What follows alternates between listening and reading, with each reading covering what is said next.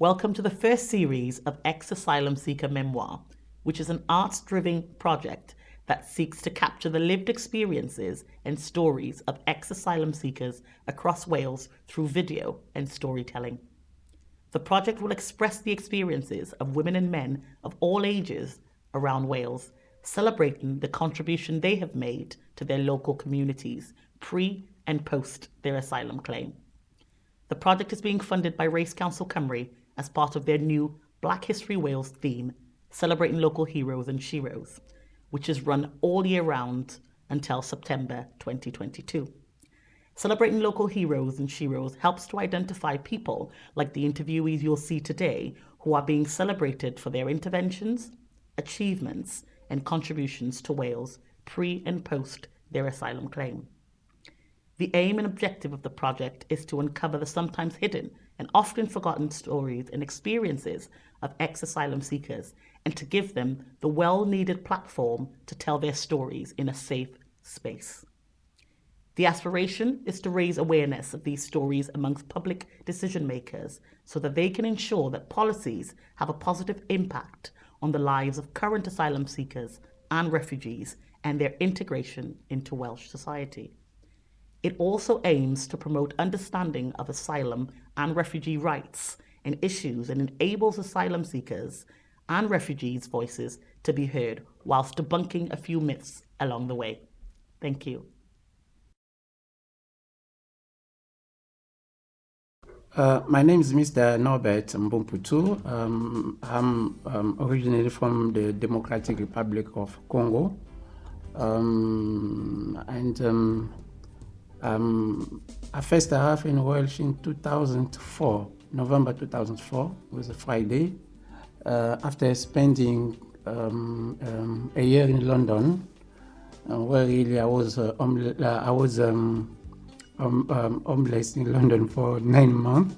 So that means sleeping on the street, whatever, just after claiming my asylum. And then, so I spent almost more than 10 years in Wales. When I received the status, I decided to go back to uni. And because the uni was in London, so that made me moving again back in England. But I identify myself as a Welshman because Welsh is the country I know very, very well, where I got all my friends, all my families, all my brothers and sisters. So. Thank you, Norbert. So can you tell us a little bit about what your life was like in your home country and why did you come to the UK? My life in my home country in DRC, I would say that I was like a little prince because first I was working in the UN, and you know if you work in the UN in Africa, that means the minimum you must have 1 or 2 cars.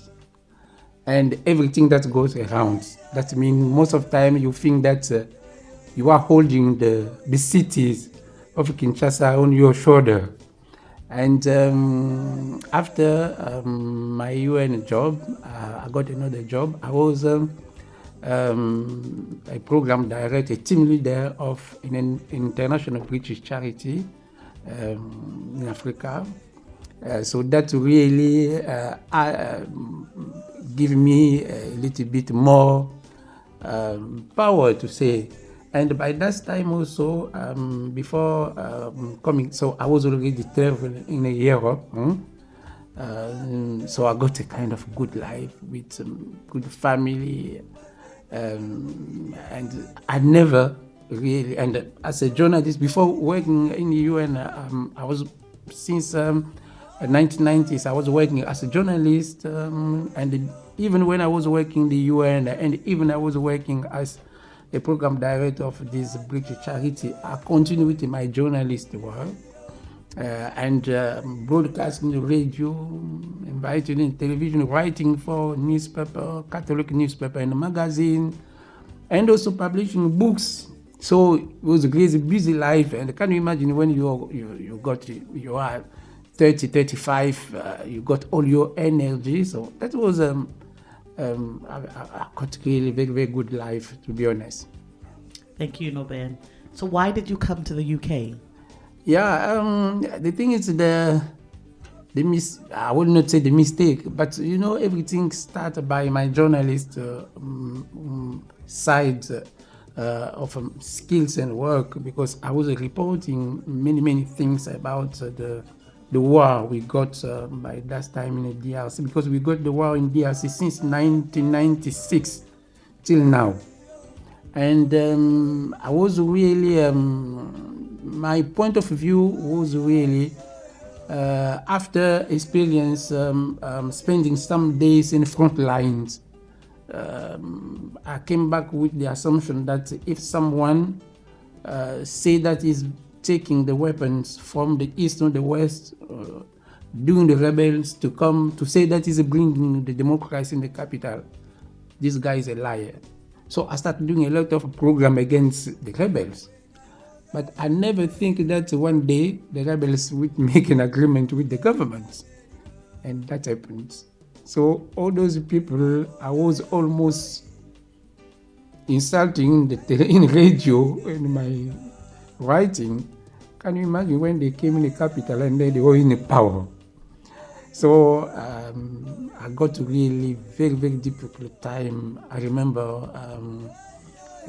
for 2 months I've been arrested at home, and that means when they say arrested at home, that means you got a small soldier with a gun machine. You got up in the morning, the neighbor call you, they say, what are you doing? You are still sleeping.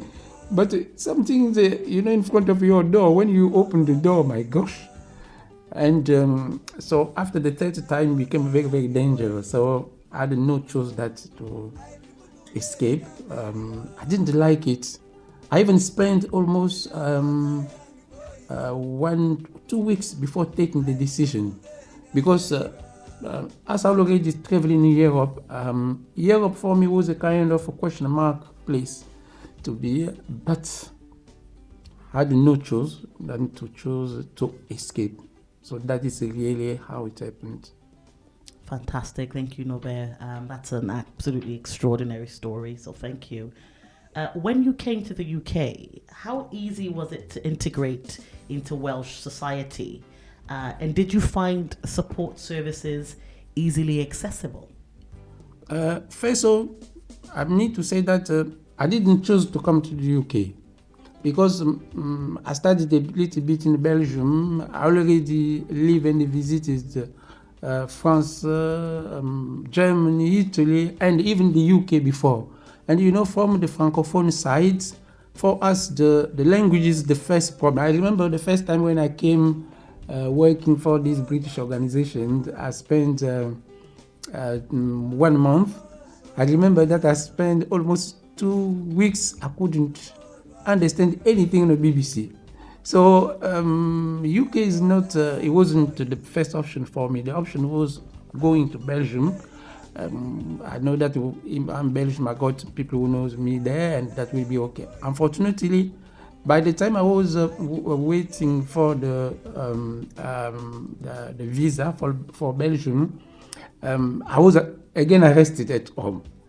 And I was scared. I said, okay, probably I could go to check with the British embassy. And when I went to the British embassy, likely in the morning, they said to me, oh, but you already visit the UK. I said, yeah.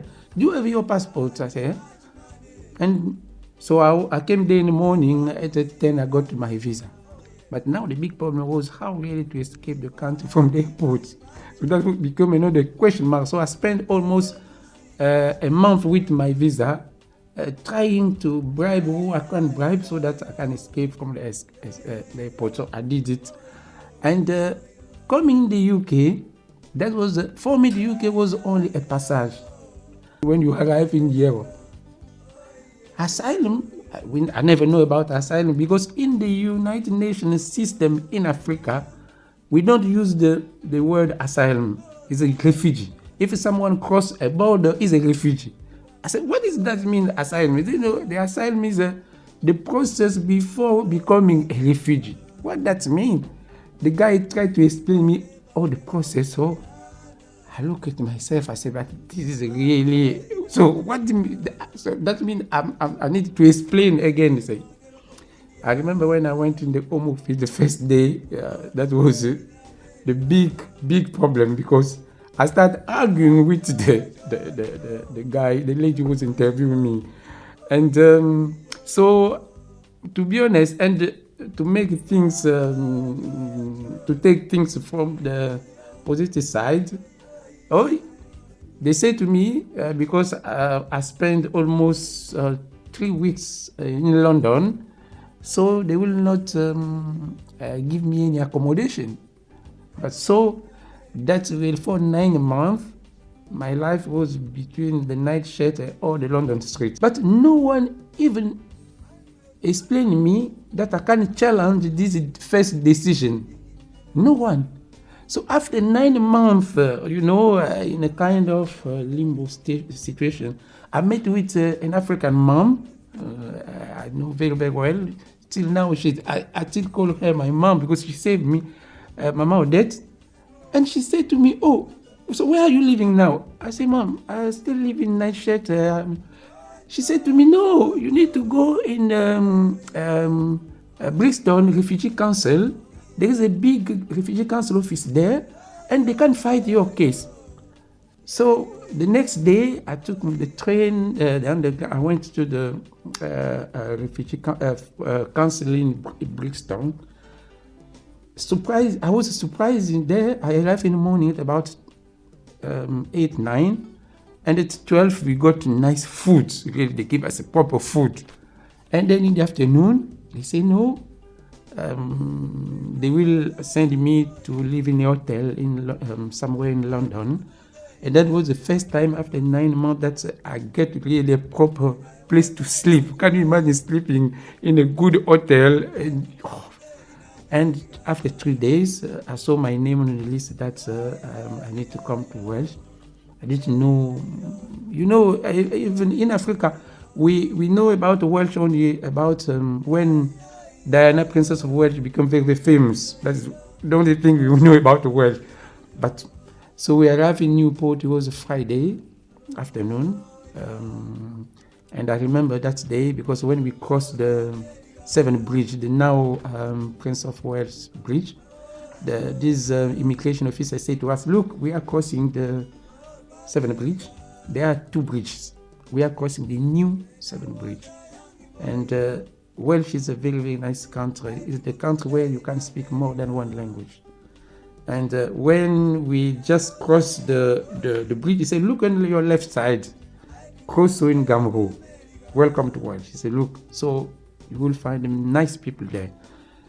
And then I remember the first shock.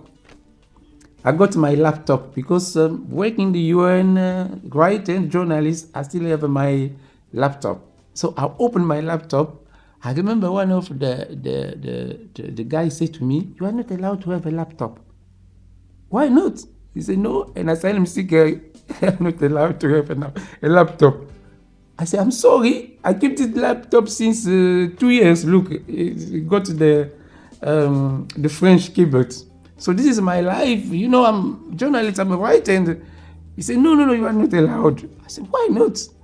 He said, "No, that is, you need to know the law."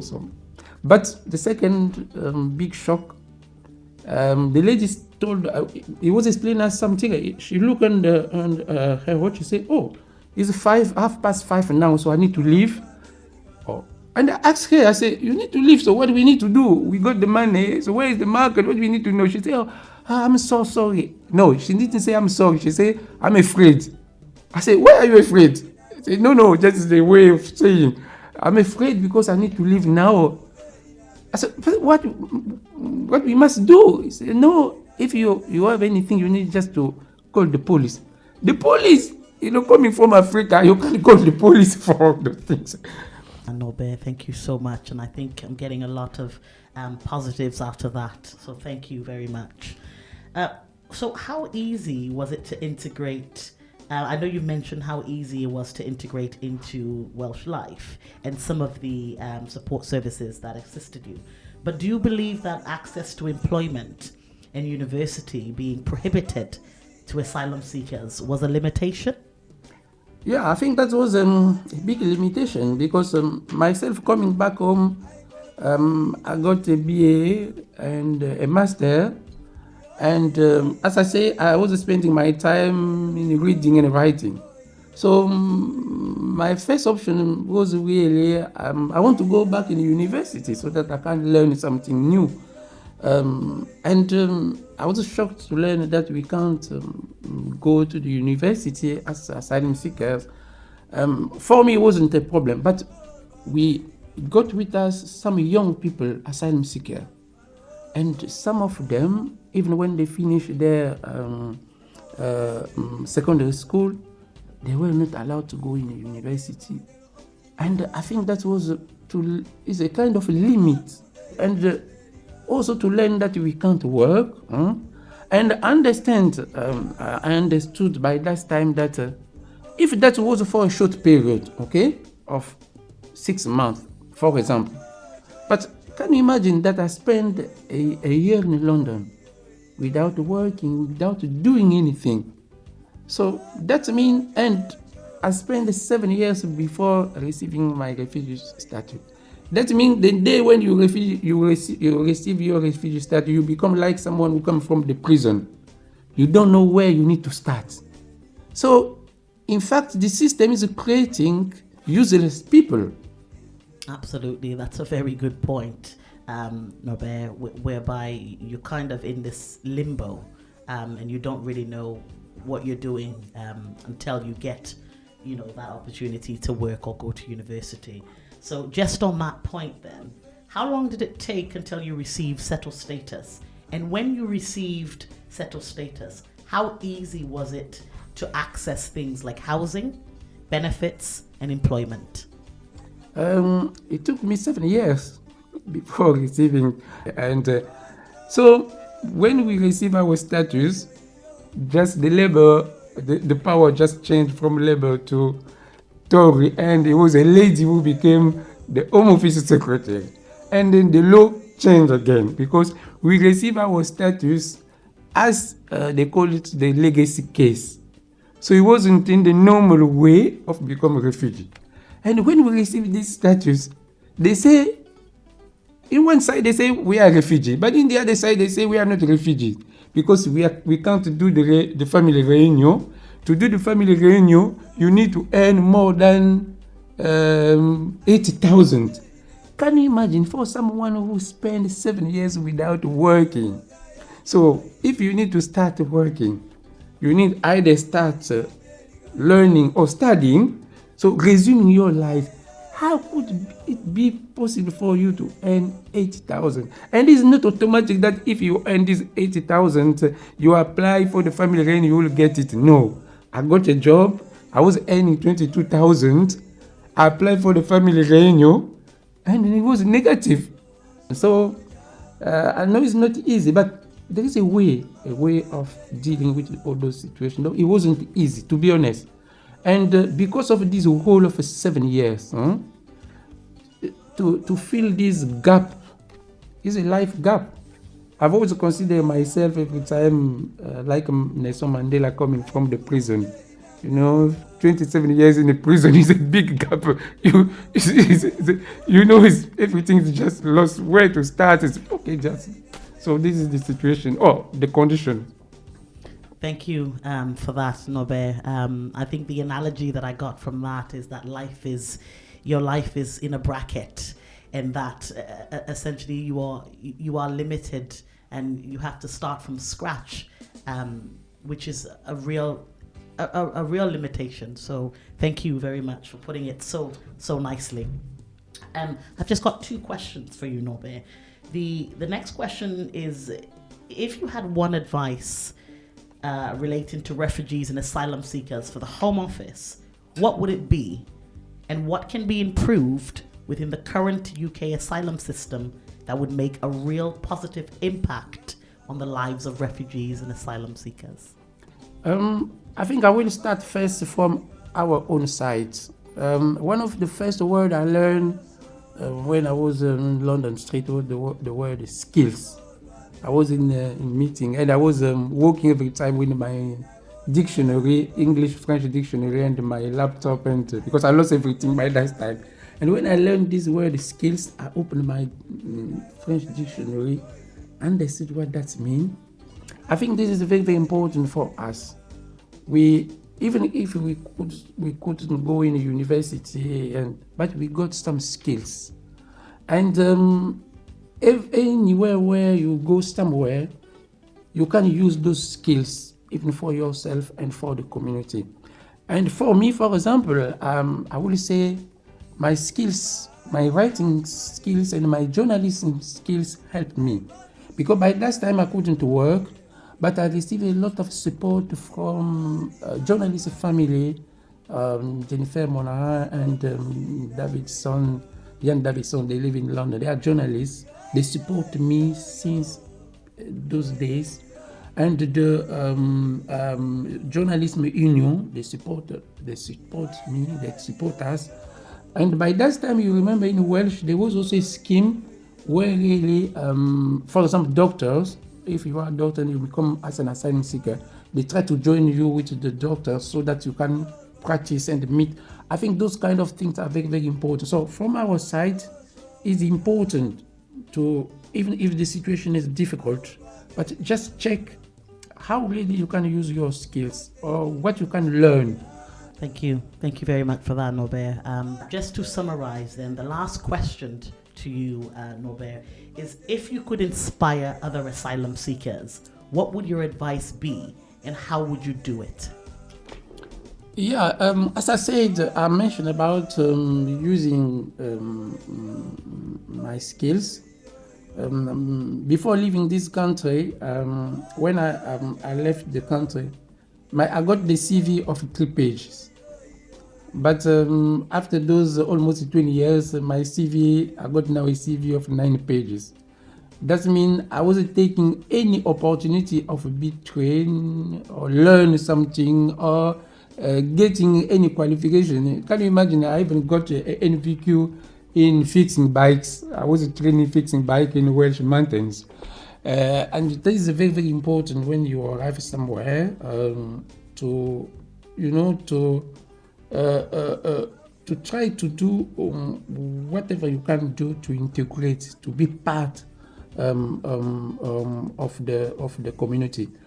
You know, from my side, I got one proverb from my mother tongue, and that is my dad was. That's the proverb I learned when I was going to the boarding school. I was 12.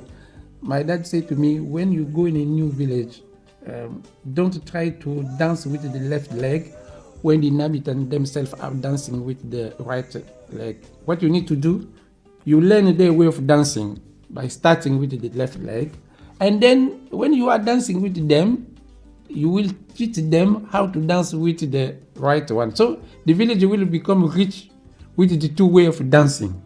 And then you can move with them. So that is what I kept really since I came in this country. When I left the country, I published 3 books. But this time, even when I was an asylum seeker, now I publish 7 other books. And this is can you imagine, this is the last book I published myself. And I haven't been told to be the publisher myself. Those are the skills I learned from this country. So this is very, very important for all of us to use our skills. And I think our skills is really the way really to integrate the community. We will not find things to be easy. No, life has never been easy. And I remember the proverb from my dad. He keeps saying me, when the lion the leopard cross the river, people will believe that he become a goat. But the lion needs to fight to explain to anyone that I'm still the lion. So you cross the border for any reason, it's not easy. You need to keep your head on the top of your shoulder and try just to move on. I know that is not easy, but it's doable. Thank you, Norbert. That's some really invaluable advice there. So thank you, and thank you for your time. Thanks. My name's Chris Tutt. I'm the minister here at Lisbury Baptist Church, where some of these interviews have been conducted over the past couple of days. So we're really grateful that you've chosen to come here, because we've actually been supporting asylum seekers for quite a few years as a church. A lot of people from Iran in particular. So we're really pleased to be able to support and give you this platform for people to be able to share their stories. Thank you, everyone, for just being so open and honest with your stories today. And thank you to Lisbury Baptist Church for allowing this opportunity for these lovely interviewees to tell their stories. Hopefully, our stories could impact other asylum seekers and other people, such as refugees across South Wales and the UK, to just keep persevering and just keep being them, and basically integrate and try their best within society to just do what they can to prosper. So thank you.